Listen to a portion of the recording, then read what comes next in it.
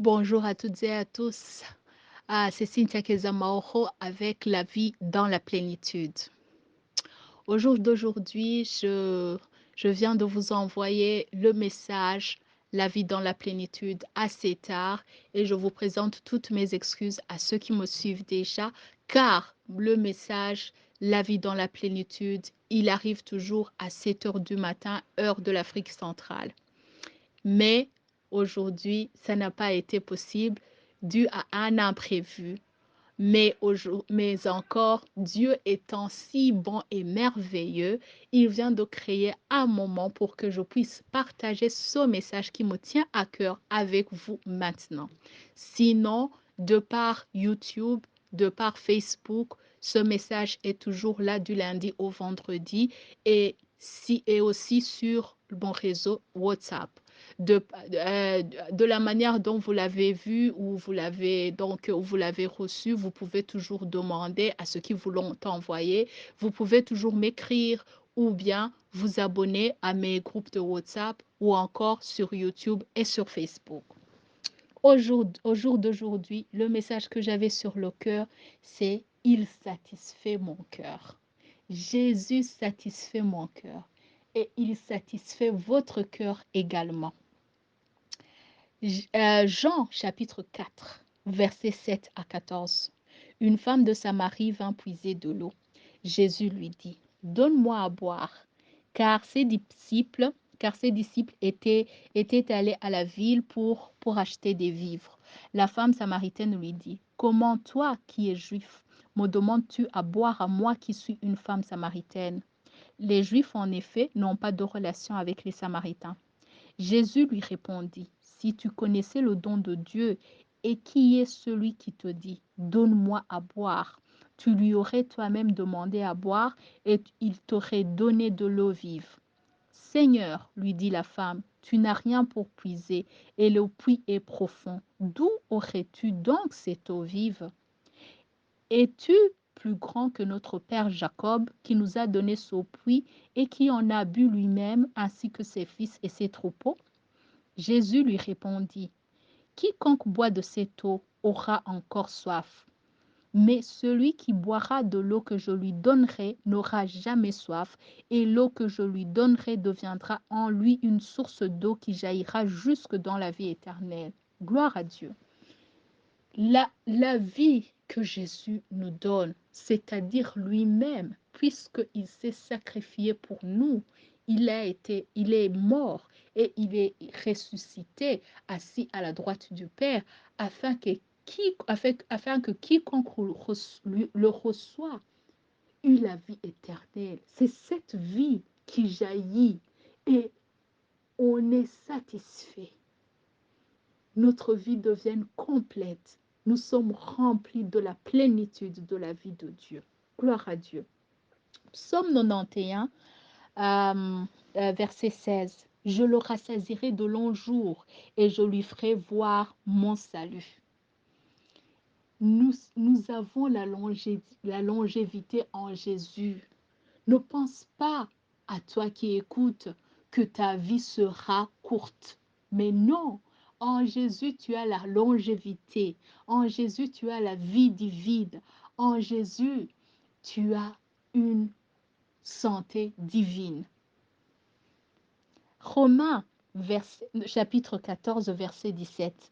Car le royaume de Dieu, ce n'est pas le manger et le boire, mais la justice, la paix et la joie par le Saint-Esprit. Amen. La justice, la paix, la joie par le Saint-Esprit.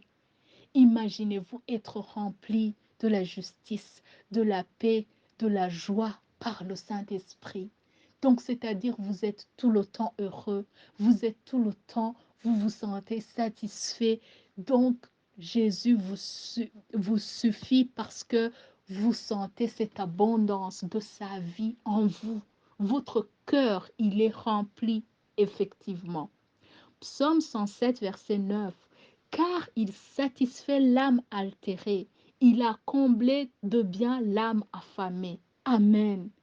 Cherchez-le de tout votre cœur, car il satisfera cette soif.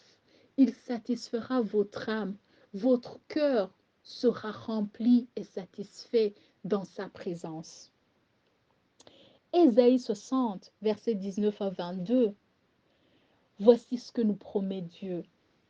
Ce ne sera plus le soleil qui te servira de lumière pendant le jour, ni la lune qui t'éclairera de sa lueur, mais l'Éternel sera ta lumière à toujours, ton Dieu sera ta gloire.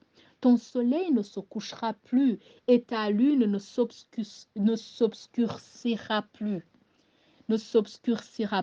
car l'Éternel sera ta lumière à toujours, et les jours de ton deuil sont passés. Amen, amen, amen. Tu n'es plus dans le deuil, tu n'es plus dans le malheur, toi qui m'écoutes. Ces jours sont déjà passés. Maintenant, même si tu pleures, tu pleures de joie, car Dieu est venu restaurer tout ce que l'ennemi t'a pris et tout ce que tu as perdu. Gloire à Dieu.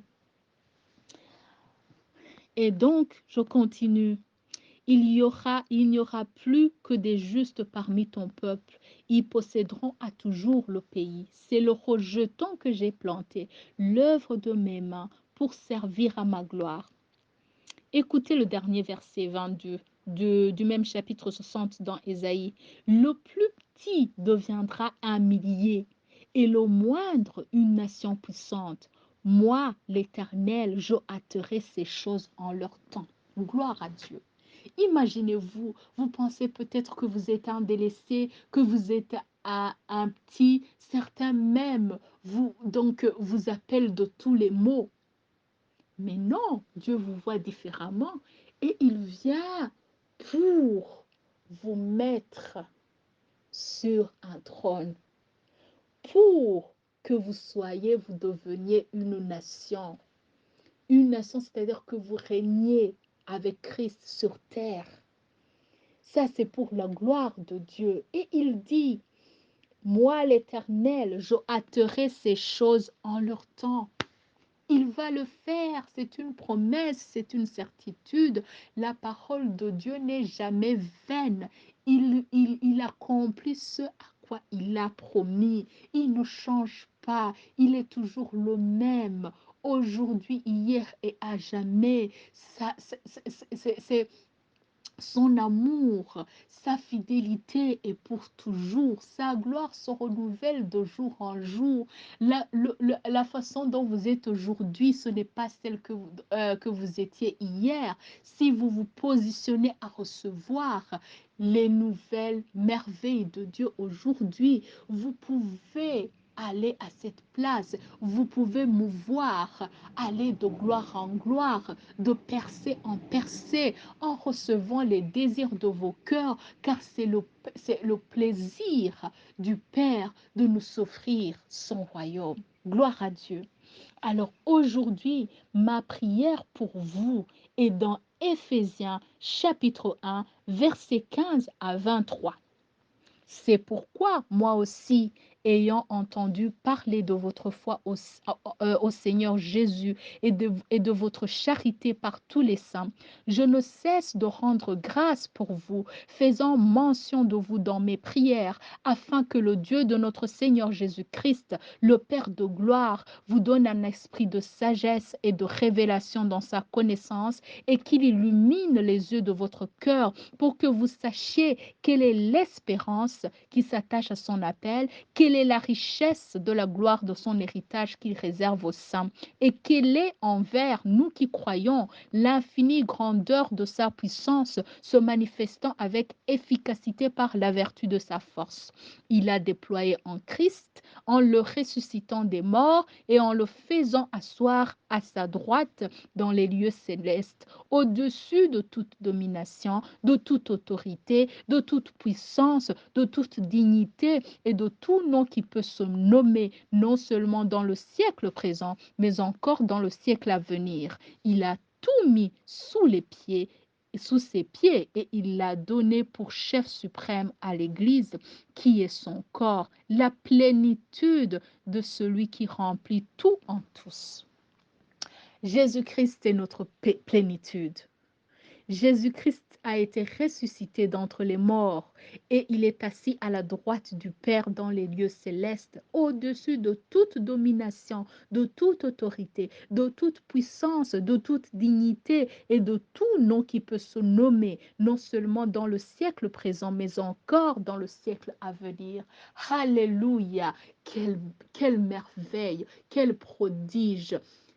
C'est un miracle qui est tellement, tellement, tellement précieux pour nous, enfants de Dieu, de savoir que Jésus-Christ, que nous faisons partie du corps du Christ, que nous sommes unis en lui, dans la foi en lui, parce que nous l'avons cru comme Seigneur et Sauveur, et qu'il nous a effectivement sauvés, et qu'il nous a donné sa justice et qu'il nous a donné sa vie et sa nature et que tout est nouveau, tout a été renouvelé, notre esprit, notre cœur. Nous sommes juste appelés à renouveler dans la parole de Dieu notre intelligence et les pensées que nous avions d'antan pour que nous puissions avoir de nouvelles pensées, des pensées de Dieu, pleines de vie de Dieu, pleines d'amour de Dieu, de la paix de Dieu, de sa vie, de sa jeunesse.